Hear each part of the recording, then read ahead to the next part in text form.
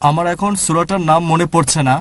কোরআনে একটা আয়াতে আল্লাহ তাআলা বলেছেন যে নামাজ পড়ার সময়, নামাজ আদায়ের সময় তোমরা খুব জোরে পড়বে না অথবা খুব আস্তেও পড়বে না।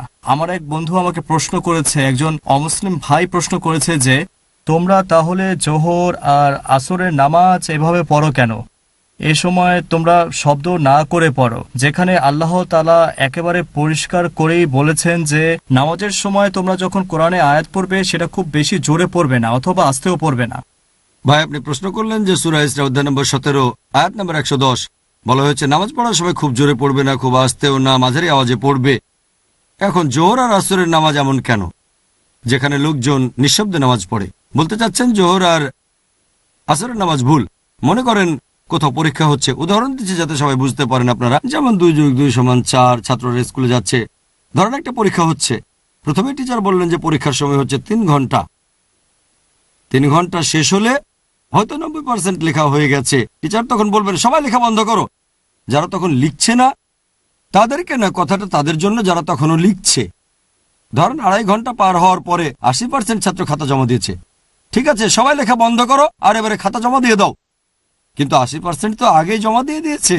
তার মানে এই না যে 80% ছাত্র আগে খাতা জমা দিয়ে ভুল কাজ করেছে।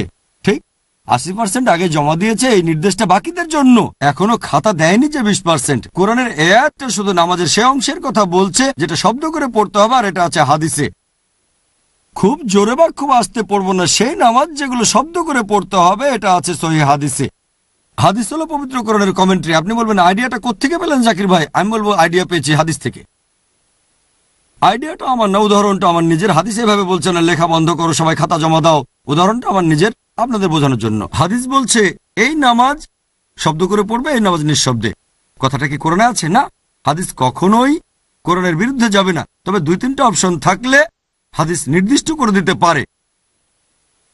এখন মাসাহা করলে কি অজু ভেঙে যায়? এটা কি সহবাস নাকি স্পর্শ? হাদিস থেকে জানতে পারবো এটা সহবাস, শুধু স্পর্শ নয়। আমি আপনার সাথে একমত যে সব নামাজকে জোরে পড়তে হবে নাকি কিছু নামাজ।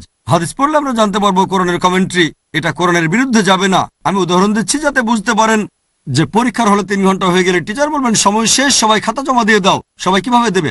80% তো আগেই দিয়ে দিয়েছে। কথাটা তাদের জন্য যারা জমা দেয়নি। তাহলে কোরআন যখন বলছে নামাজের সময় খুব জোরে বা খুব আস্তে পড়বে না, মাঝারি আওয়াজ করে পড়বে, এটা সেই নামাজ যেগুলো শব্দ করে পড়তে হবে। পরিষ্কার হয়েছে? আশা করি উত্তরটা পেয়েছেন।